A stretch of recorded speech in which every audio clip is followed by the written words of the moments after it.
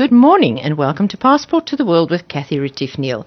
I'm so happy to have back in the studio with me this morning Dawn Jorgensen, otherwise known as the Incidental Tourist. Dawn, it's so lovely to have you in the studio a couple of times in a row after some months. Yes, thank you so much. It was a busy few months, so I'm very happy to be here and local and seeing you again. Well, I'm so happy you're here because I've been following you on Facebook and on the Incidental Tourist, on your blog and on Twitter and Instagram. And my goodness, I don't know where you find the time to travel, but you have been extremely busy. And the one thing that we spoke about fairly recently was your trip with Trafalgar, which I thought was rather unique, to Italy and Austria, which was really fabulous.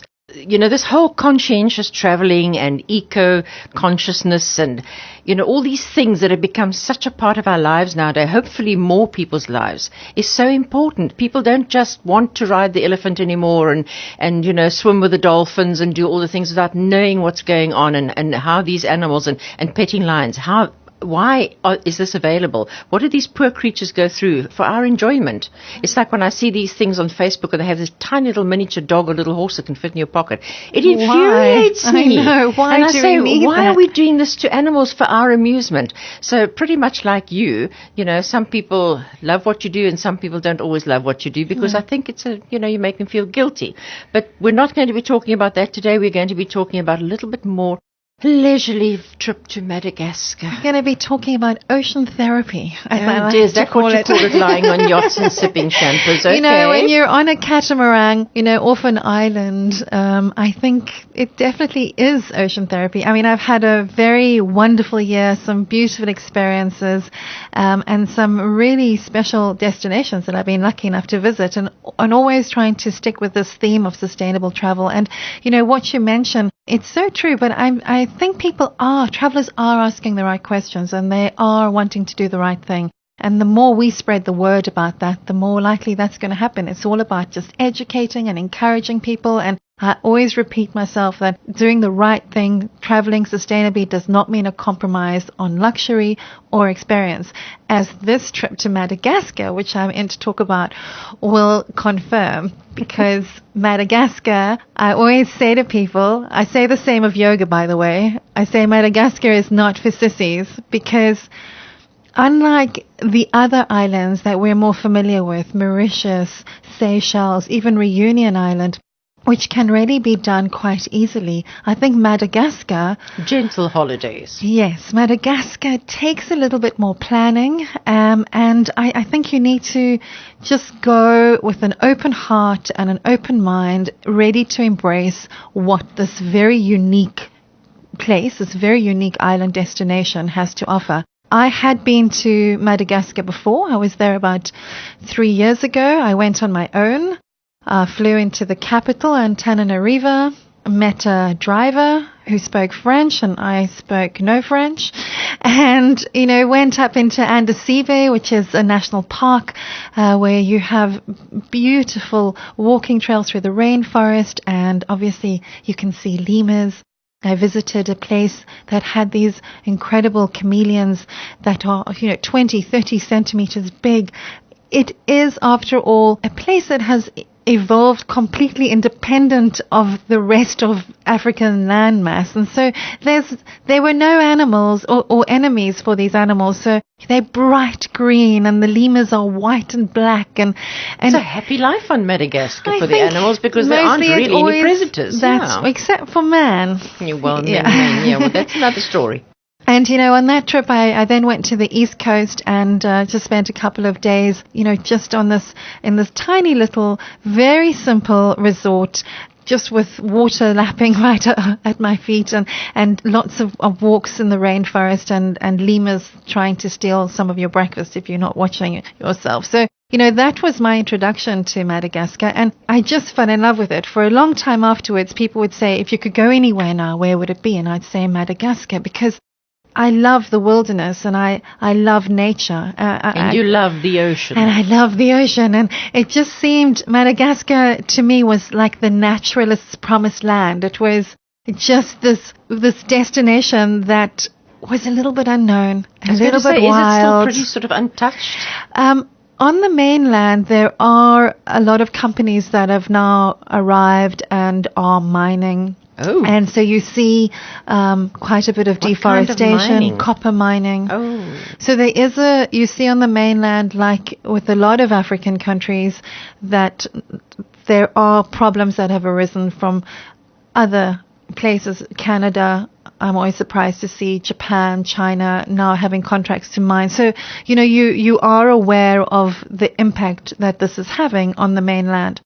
So I really wanted to go back and see more. I'd only had this little taster. So when I was invited by MadagasCaT, who are tour operators, who not only organize itineraries for you to visit Nosy Be, an island, I always pronounce it wrong, an island off Madagascar's northwest coast. Very well known for diving. Very well known for diving.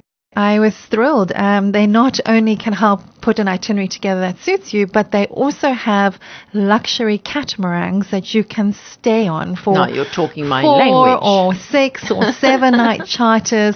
And so this trip to Madagascar involved flying directly into Nosy Be with Airlink, which service that route from Johannesburg very conveniently. It's only 3 hours, and it's so beautiful because you fly over Mozambique and you just see this beautiful shoreline. And then, you arrive there and settle in, and we immediately, just arrived, drew money, met someone who was just lovely to us, and transferred to our first destination.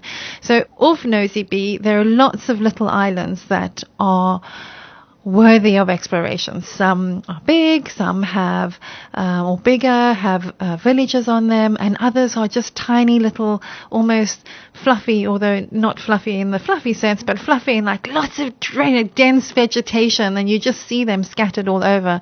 And that was the closest thing to heaven for an ocean lover that I think I've seen. And so that's where I've just come back from. Well, I know you've had lots of experience with turtles in the past. Another one of your passions is looking after the ocean's creatures. Is this something you could do in Madagascar as well? Yeah, so our trip was divided between 2 nights on Sakatia Island at a place, Sakatia Lodge, and then 3 nights on Maki Cat, which is the name of the catamaran that we cruised around on. Luxury. This is name dropping. I am definitely name dropping. And then we went to, the last nights were at a place called, and I always worry about my pronunciation here, Tsarabanjina, which is a private little island, a Constance resort, and incredibly exclusive and upmarket with 25 villas. Is it very modern, or does it sort of fit in with the surroundings? It fits in so well with the surrounds. And what is so lovely, I mean, starting at Sakatia Lodge, it is run by, I call it 3 generations, but it's actually a man called Jose, who is Angolan born, educated in South Africa, went out there to teach scuba diving at a scuba diving school, fell in love with the place, and him and his French wife have been running Sakatia Lodge now for very many years. His son, in turn, Jacques, who is a really well-known and respected scuba diving trainer, is there running the scuba diving school with his beautiful wife, and now they have a little boy. So these 3 generations are who host you, and I think that always makes it very special. So we had the benefit of their company. Very much more personal and intimate, isn't it? Very personal. Sakatia Island is not. It's a little bit bigger. They offer walks right up to the top for a viewing that you just look out on across to Nosy Be and other little islands, and you walk through villages. There's a lot of subsistence farming, so some people are growing coffee and others are growing vanilla, nyang, so you've got this. It's just, I mean, it is an Indian Ocean island, and so, you just have that whole wonderful climate and sense of the place. And then, so we spent the first 2 nights there, and one of the activities that they offered, they said, you could snorkel or you could scuba dive. I opted to snorkel, and we went literally. I mean, the water just laps so gently on the beach. It's warm. I think it was about 28 degrees when we were there. Not Cape Town, is it? No, so we literally just took a boat hop just a few hundred meters out, and we're invited to snorkel right there. And I mean, they said if you're lucky, there'll be turtles, but we got out, and almost instantly there was this huge green turtle. And they are massive, aren't they? Almost a meter, I would say, in length, just at the bottom, eating on the seagrass. Well, to me, who loves turtles and has visited a turtle, rescue place in Kenya and just has such a heart for the ocean, this was one of the greatest gifts I could be given. I was really emotional. He knew you were coming. He knew I was coming, and they said you can go around and find others, and I thought, I'm sure I can, but I stayed with him for about half an hour, and he would be down at the bottom for about 10 minutes, come up for air, go down again. Are they at all snappy or not? No, well, you keep your respectful distance, but he was just so... there's almost this ancient wisdom, he must have been about 60 or 80 years old. They grow to be that size. He would have been quite old, and I just felt that it was almost a gift from the oceans that I could spend some time with him. So that was one of the highlights, and I know that that's often the case when you're there and you're on Sakatia and you go snorkeling. That's one of the things that you're most likely to find, and I was completely overwhelmed. But Sakatia is just such a special, warm, welcoming way to start this trip in Madagascar. After 2 nights there, we were collected by our skipper, French Stefan, who is married to a Madagascar lady, and they have a daughter. And it was him and his team, Noel and Frederic, that looked after us on Maki Cat, which is MadagasCaT's beautiful, incredibly luxurious catamaran. I'd been a little nervous at the idea of being stuck on a catamaran. To me, I thought, am I going to get seasick? But the waters are far too calm for that to happen. Am I going to be claustrophobic? Absolutely not. We each had, I was traveling with 2 other journalists. I had my own beautiful cabin with enough space to unpack. I always unpack. I'm an unpacker. We had our own little ensuite, and we just had to be taught how to work the toilet and how to use the shower. But, it was absolutely so relaxing. And what they do on these trips is they ask you, because it's a charter, up to 6 people, and they ask you what your interest is. You can do scuba diving off the boat. You can just simply island hop, which we did. So different islands. One island will have lemur, another will have 2 little islands with a strip of white land connecting it that you can just walk on. Another has more of a village. There's a lighthouse that you can visit. Idyllic. It's very idyllic, and everywhere where there are villages, the women are incredibly talented embroiders. So you can buy beautiful tablecloths if you wanted something typically Madagascar to bring home.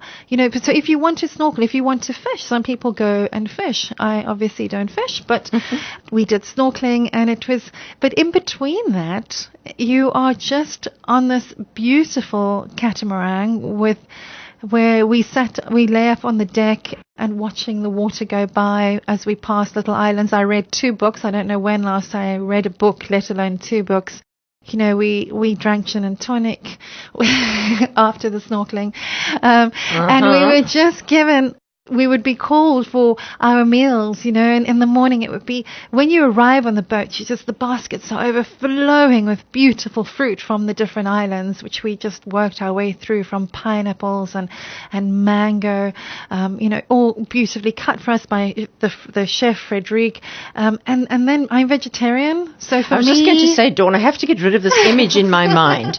You skipped merrily past, I don't fish, and and I had this image of Dawn, the vegetarian, sitting there with a fishing rod and catching fish. No, I like my fish wild and free. Never mind Mother Nature and Earth Lover. I could just see this vegetarian sitting fishing. But I was traveling with 2 journalists, and what they do as you are moving from one place to the other, maybe it's 2 hours or 3 hours, they just let the fishing rod out the back with a line, and on the one morning they did actually catch a beautiful fish, which then and I was a little bit heart sore because I'm too emotionally involved, but actually it was how it's meant to be. It was from the ocean. It was served for lunch. It was served for dinner. Frederic took some home to his family. Noel, at one of our evening stops, got in the little boat that is, connected to and he went and gave a piece to his grandmother, and it was just how it's meant to be, so it was also a good reminder for me that if we are doing life form exactly, for them, and it's not wasted, it's not sport. Not a thing is wasted. No, it wasn't as a sport. And I think from Maki Cat, your time on it, there are kayaks if you want to stop and kayak. They have, the little, what do they call the rubber ducky? I can't think of the name now. What's the rubber ducky? You mean the little yellow one that you have in the bath?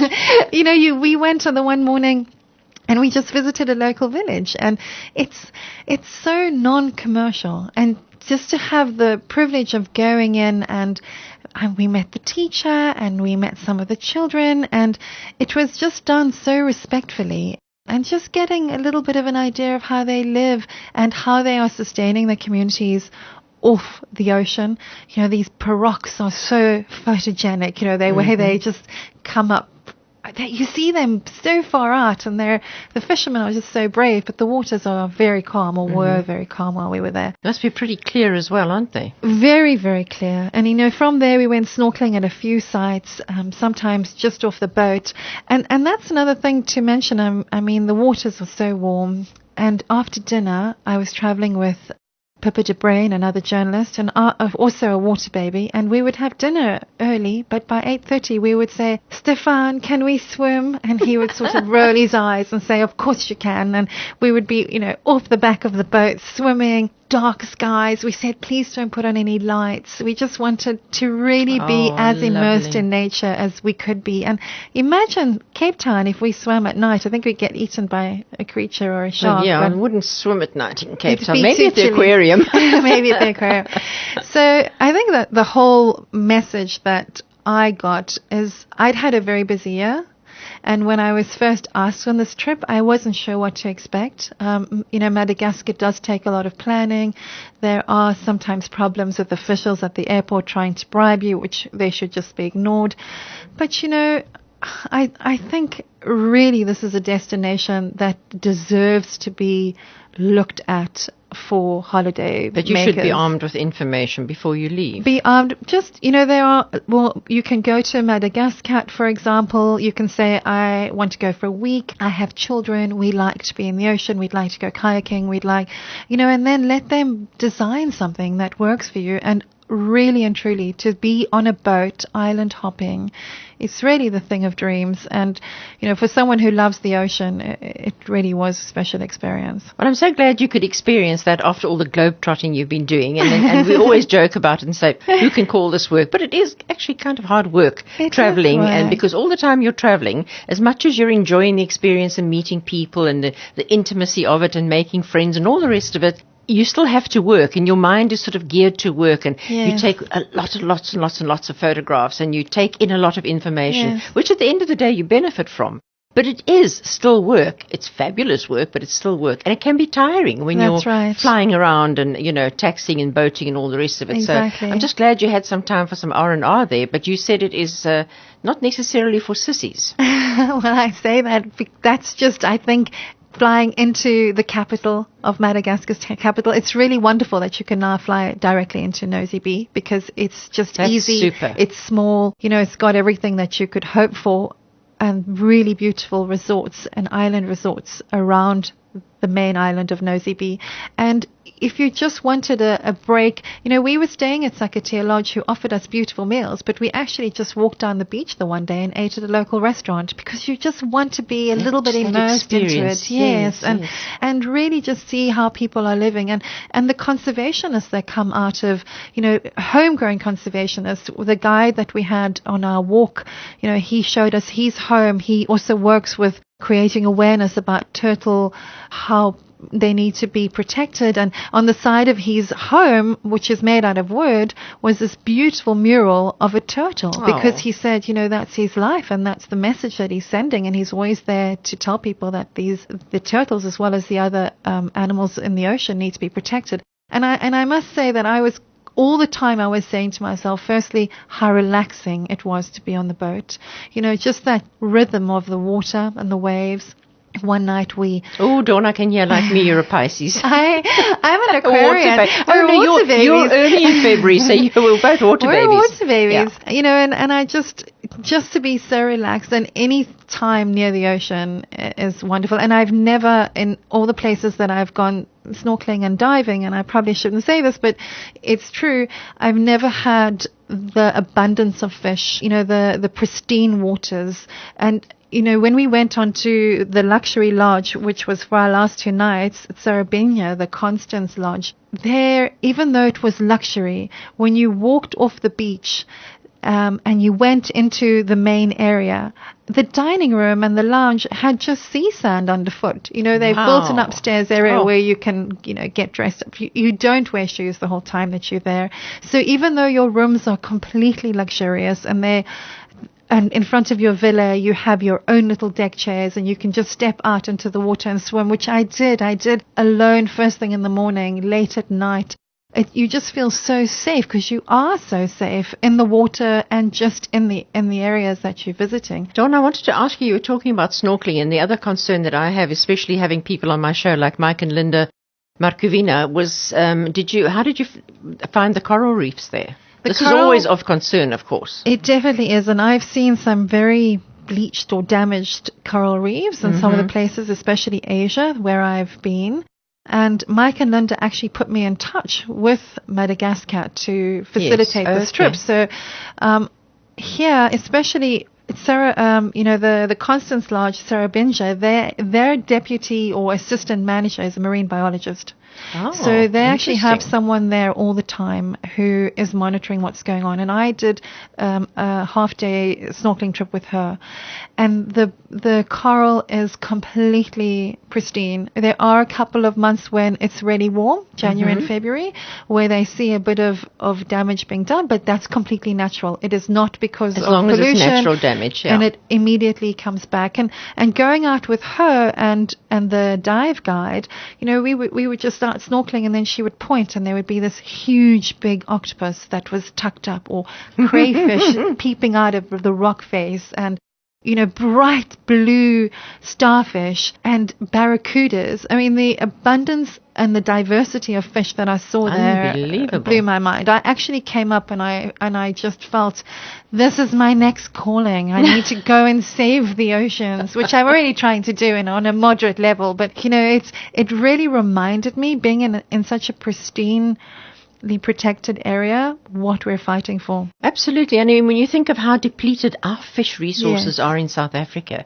it's so wonderful to hear that there was an abundance of fish there and sea creatures, because our oceans are fast becoming depleted. And I think that mainly not from overfishing, that is a problem, but mainly because of man, plastic bags, etc. We all see what happens. I mean, we all looked in horror at this Facebook posting, which was verified, of this beautiful whale that was lying, dying, and eventually they shot it, and they opened it up to discover that it was a walking garbage can. Exactly. They took 30-odd huge plastic wrappings and plastic bags and things out of this poor creature, and this is what's happening to a lot of the sea creatures. It is, and I know even at Cape Town's Two Oceans Aquarium, there's a little turtle there called Bob, a little green turtle, and he was brought in almost dead, and when they treated him, he had so much plastic balloons, bags inside of him, which he luckily passed, and now he's an ambassador. That's what we're doing.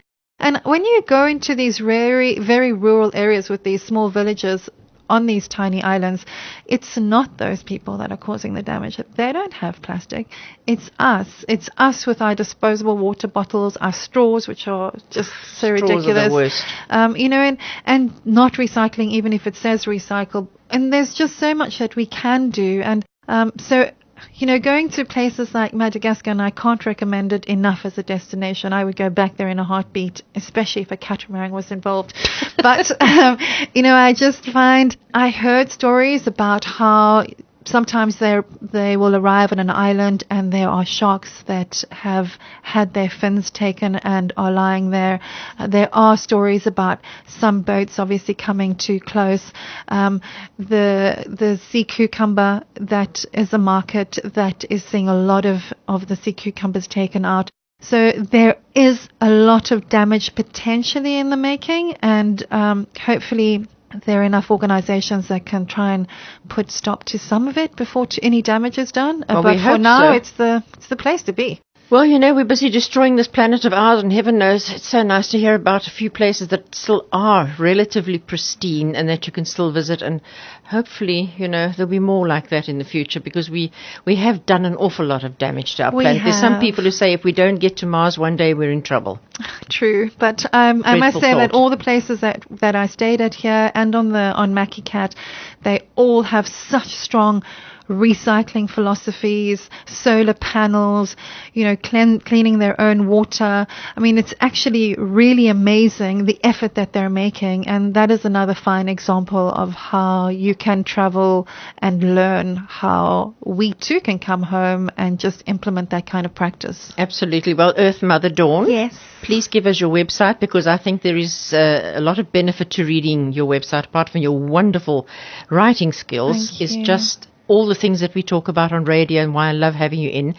And because you are a conscious traveler, it would be very nice for a lot of people to go onto your website and read. Thank you. And I actually have some really good footage of the snorkeling that will be up in a video. So they'll be able to have a look at that. And it's theincidentaltourist.com. There you go, theincidentaltourist.com. Well, folks, I hope you enjoyed our chat to Dawn Jorgensen this morning, and that you will join us again next time Thank you, Passport Cathy. to the World. Thank you, Dawn. Until then, happy travels.